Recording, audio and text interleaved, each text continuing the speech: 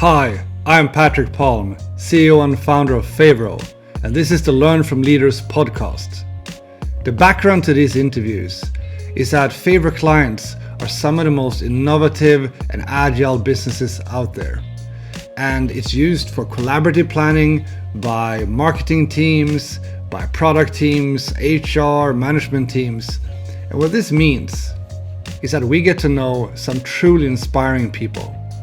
So what we do in this podcast is that I invite them here for a conversation about something where they are true leaders, so we can all learn from it. Let's go.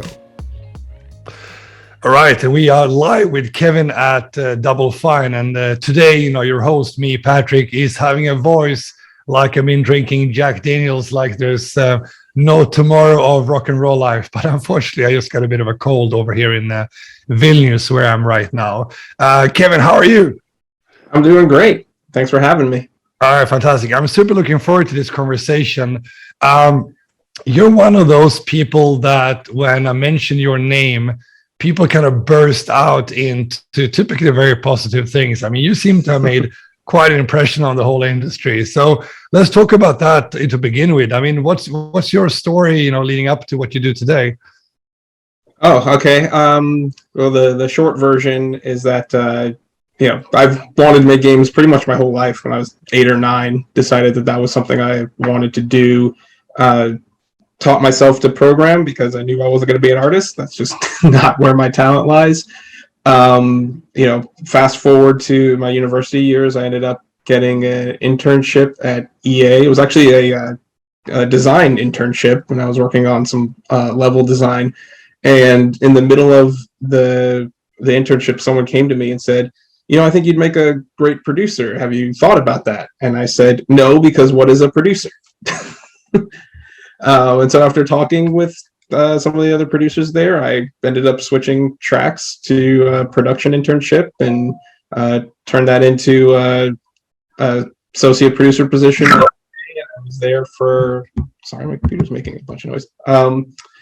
I was at EA for about 4 years, and I ended up working at a company, Real Time Worlds, for a bit, and eventually landed at Telltale and was there for a couple of years, and then that brought me here to Double Fine.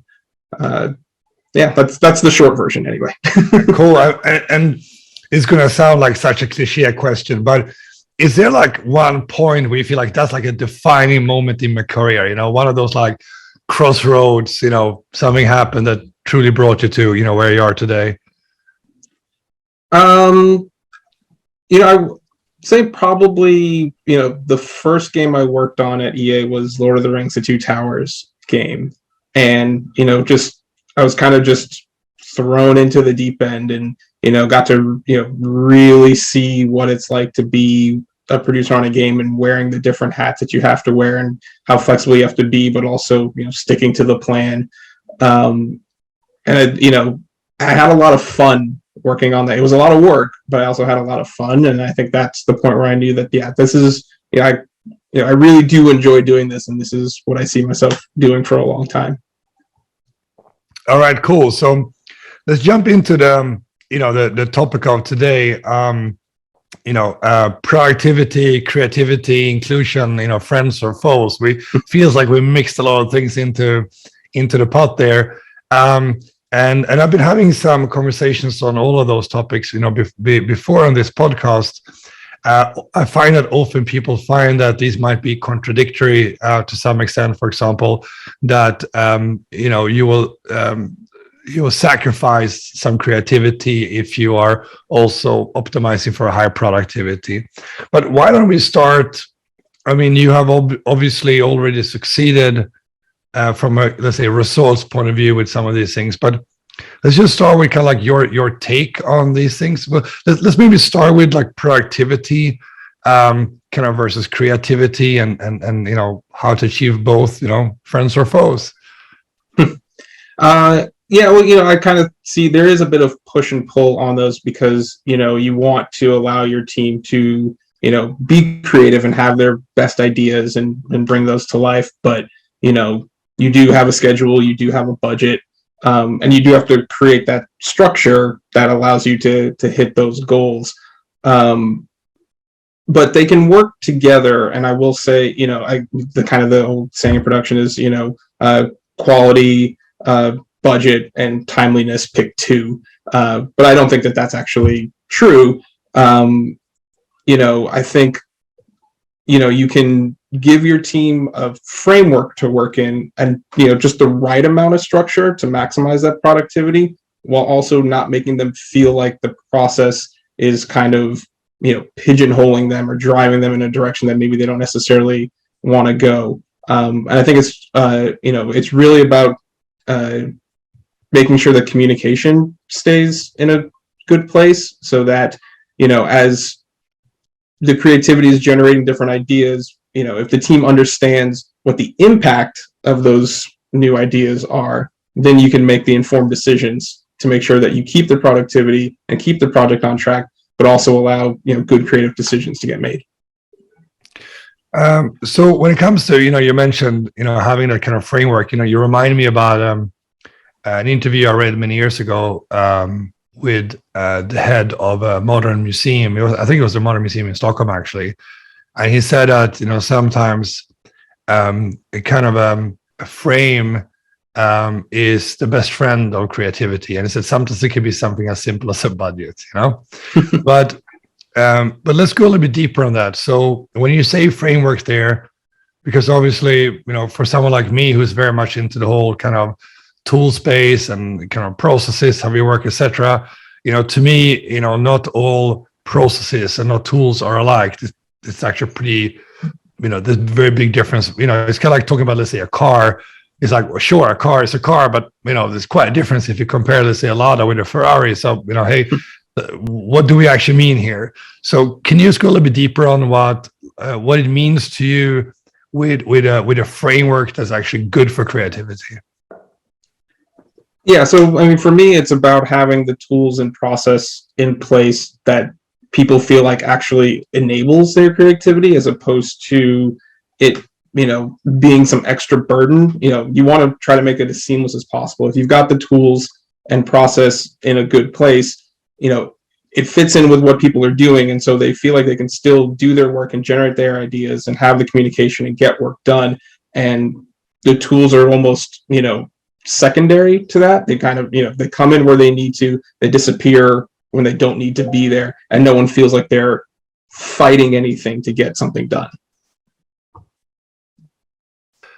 And how often do you update this? So, for me, who comes from kind of, the agile space, agile community, we talk a lot about very often having, retrospectives, updating the way we work, etc. But let's say more in practice, in your case, how does that work? Do you kind of set the process in the beginning of production, and then that sticks for the rest, and then you evaluate and you update, or do you do it more often? How does that process work for you?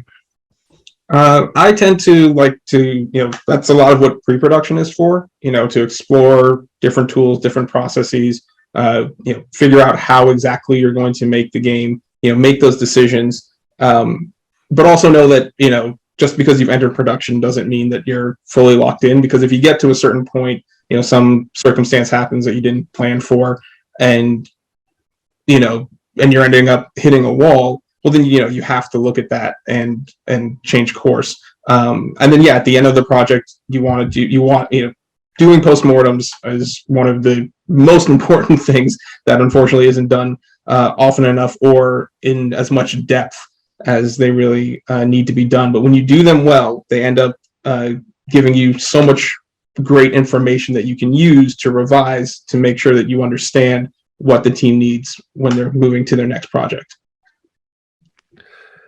So last time we met was at GDC in San Francisco. Awesome having some people in the room again.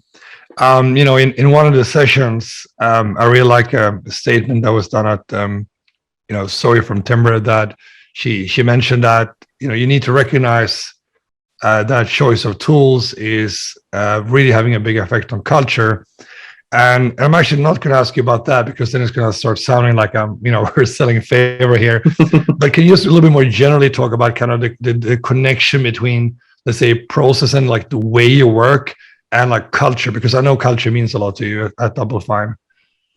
Yeah, absolutely. And for us, it really is about, probably the two biggest things are about collaboration and openness. And when I say that, we mean in the sense that, just because you're not a designer doesn't mean that you can't have some input on the design. And just because you're not an artist doesn't mean you can't have some input on the art. The decisions will ultimately be made by the various leads, but we want to allow everyone on the team and even people not on the team to have ways to offer their input so that we get a broader sense of the voices and bring all that together to make our decisions. And so it absolutely does play into the culture, because if you have tools that tend to silo things off, then you kind of that is a cultural decision that you're making, and some places do that and that works for them. We prefer something that allows a little bit more free flow to make sure that if someone has something to say, that their voice can be heard. So let's switch to the next one. We also mentioned inclusion. Let me start by maybe even a provocative question. Are you tired about talking about inclusion in this industry? Absolutely not, because it's a really, really important thing. It's something that I really feel like we're just at the beginning of really taking on in a meaningful way, and coming from my project management background, took the PMP test and all that good stuff. You end up looking at case studies, and there is no shortage of evidence out there that shows that diversity and inclusion results in better business outcomes. If you embrace it and allow it to really be a driving force in what you do, everything about your business gets better. And so for the industry, I think we're starting, but we've got a long way to go. So yeah, I'm absolutely not tired of talking about it at all. So would you say that maybe this is a bit of a far-fetched thing, but if you would benchmark with other industries, do you think that, well, I'll share why I asked the question, because I find that the games industry have a lot of work to do, but what I think is also interesting is also that I find that it's also one of the industries where a lot of the conversation actually happens, and there's many other industries that should be doing a lot of work, but it's not even discussed. Do you see what I mean? Yeah, absolutely. And I would agree with that. I've definitely seen through talking with friends who work in other industries that the things that we're talking about in the game industry now absolutely exist in other industries. And the fact that we are actually taking it on, talking about it, and putting ourselves in that uncomfortable space, because it really is an uncomfortable space. But the only way that we're going to grow and get better is to get out of our comfort zone and acknowledge that there are these issues, and figure out collectively how we're going to take them on. So one of our lead investors at Favro, Crandom, they've been speaking quite a bit about this, and had some pretty clear plans, and they've been speaking a lot about the first thing you need to do is to actually measure. If you don't even measure, you have no idea where you're going.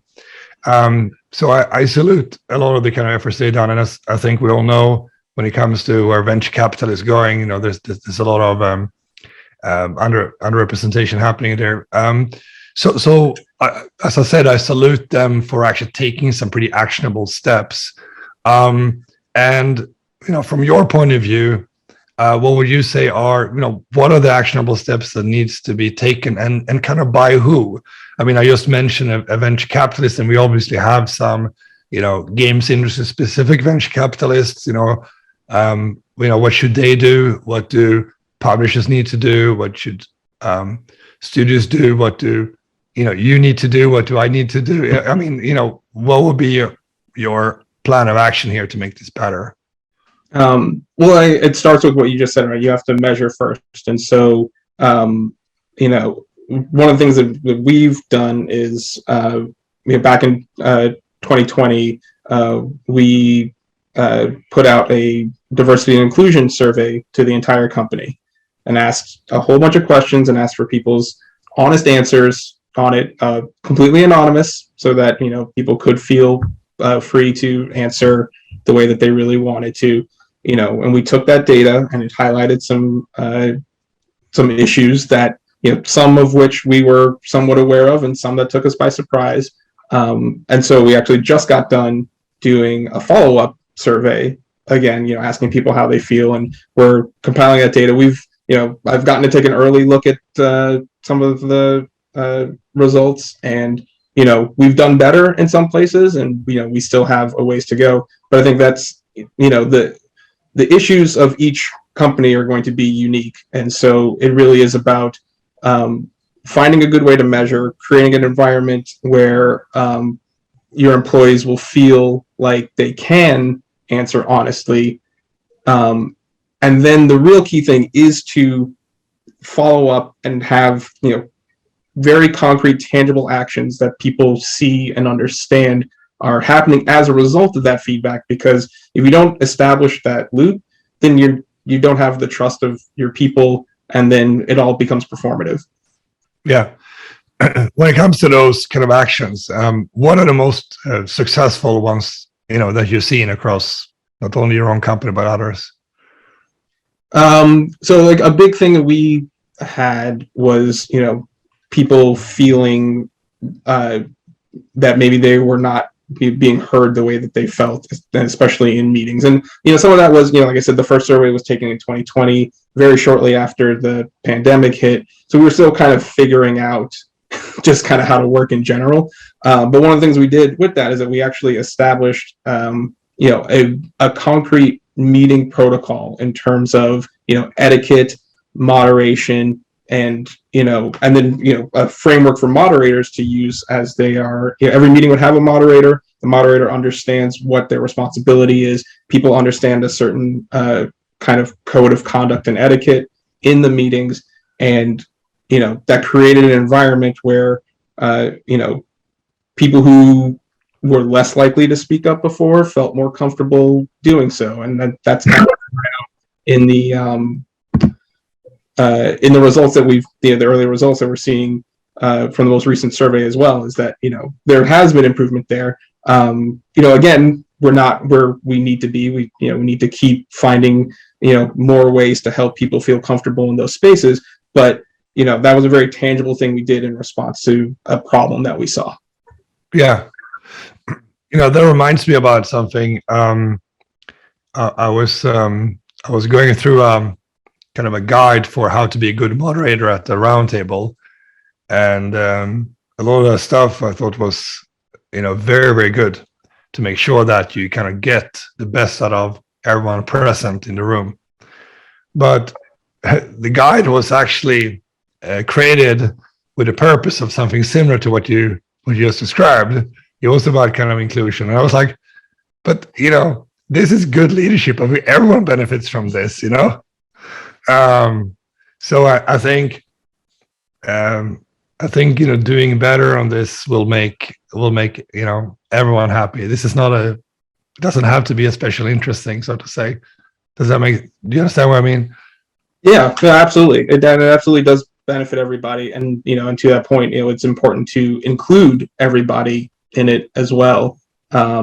It's, I think, one of the traps is that the diversity initiatives can kind of feel like it's for a certain subset of the company, and I think it's incumbent on leadership at any company to make it very clear that no, this is about all of us and creating an environment where we all thrive. Because yes, when it's good for when one person is negatively affected, that is going to cascade through and eventually affect everybody. So we have to have everybody on board. So you mentioned COVID. Can you talk a bit about how you adapted to COVID in terms of work processes, and kind of where you're going now? Yeah, I mean, it was quite the transition. I mean, fortunately, we already had a handful of employees who were already remote, so we, kind of understood what that was like. But obviously, scaling it up to an entire studio is a whole different challenge, and it required us to look at new tools. That's one of those times, an unforeseen circumstance happens in the middle of production that makes you, reevaluate, your tools and your processes. And so, we had to look more at cloud-based solutions, things that, allowed real-time collaboration in a space, the proper type of, even things like art reviews. Like, how do you do art reviews when everyone's remote? That's a problem we never had to really think about before. And so a lot of it was, finding the tools that supported, the workflows that we wanted to do, and just running some tests. We made some mistakes and we had to change up in the middle of it. But also outside of just the tools and the process, also just, for a while we had a weekly DoorDash stipend for people to just say, things are weird, once a week we'll take care of a meal for you. And just that morale boost that comes with that, and letting everybody know that the company was there to support them as we figured out this transition. I actually think, the efforts that we made more towards those were, just as critical as the tools and everything that we did to support the production. Cool. And do would you say that there were certain groups that kind of thrived more and some that struggled more, in this kind of environment? Oh yeah, absolutely. I mean, and as we've started to come back to the studio, I've talked with everyone at the company about kind of their plans, and I've definitely got the people who can't wait to get back in and see everybody and be back in the studio, and there are some people who have decided that actually I really like remote and I would like to stay remote permanently. And when we're figuring out how we balance all of that, right? We want to give people the flexibility to work the way that they feel is best, and so that kind of fortunately we're small enough that we can really give people that more individual attention, so we can make sure that we are accommodating their needs. So, going a little bit back to, where we started, we started with kind of your career. Do you think that, what makes a good leader within production have changed? Do you think it's a little bit, if we think what a company should be looking for today, you think it's different today than it was some years ago, or?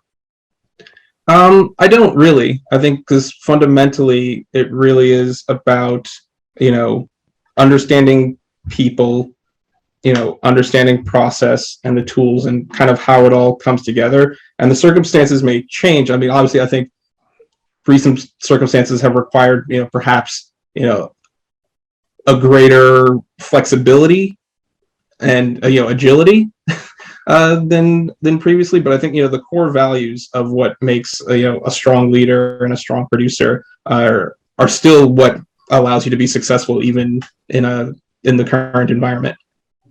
Is it becoming more, do you think that it's becoming more popular to pursue this path, or is this a career path in game development which is on the rise, or? I kind of think so, in that, at GDC, I actually got to talk to some students who, I sat down with 2 or 3 at a place that these were students coming up as producers. And then while we were talking, another 2 or 3 saw that we were having that conversation and, heard that it was about production, and they came over and they sat down. And I don't know that that's a thing that's ever happened. We've had student groups in the past, and, there'll be 30 people in the room, and, maybe one is considering production, but they're also a programmer, but they're also an artist, right? Like there was always a secondary thing. And so, the fact that I'm coming across people who are, going to school focused on production, I think is really great. Yeah, awesome. And do you have like an advice for the ones who are thinking like that today? I would say probably the biggest thing is,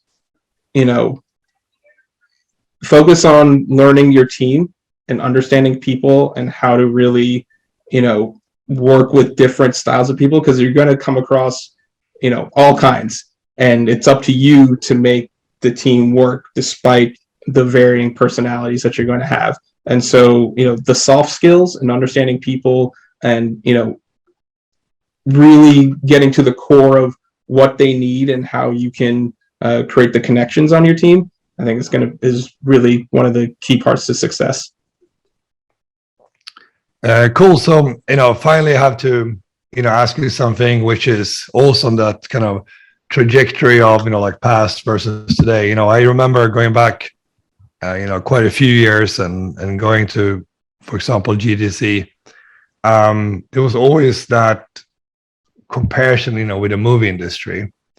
And it was always that kind of looking up to the movie industry and almost being, like the kid brother, right? But today the game industry is bigger, and there's a lot of talent coming over from that has been in the movie industry before, and coming into the game industry. Do you have like a personal reflection upon that? Do you feel like, yes, we won? Or and second question to that is like, where do you think this is going? Will there be more like conversion between, or if you're just looking forward a couple of years, if we have this conversation again in 5 years, how do you think it will have changed? Well, I've always believed that games are really the medium of the future. That's a whole lot of what has attracted me to the industry in general. So the fact that we've surpassed movies isn't surprising, because it really is kind of what I've always expected. And play is kind of a fundamental thing for humans anyway. Where I see things going is I can see a future where there is definitely more kind of, blurring the lines, and kind of, League of Legends turns into a Netflix show. I think it's going to be, we're going to see more running in that direction as we go forward. Yeah, that's a really good point. I have two fellow founders at Favro, and they were working on the Chronicles of Riddick game, back in the days at Starbreeze, and that was an interesting game because, to be honest, the movie wasn't that great, but the game came out fantastic. That was such a unique thing then, and what you're saying now, if that starts being the norm, that's a pretty major shift, right? Yeah, absolutely, and I think I think we're still trying to, at least in a theatrical sense, we're still trying to find that really great video game movie. And so I think, once that really gets figured out, then I think that kind of opens the floodgates to really letting, that ecosystem thrive. Yeah. All right, cool. We're up on time. I wish we could speak for longer, but there will be more opportunities in the future, and I can't wait to see you live again at another conference. That will be great. Yeah, absolutely.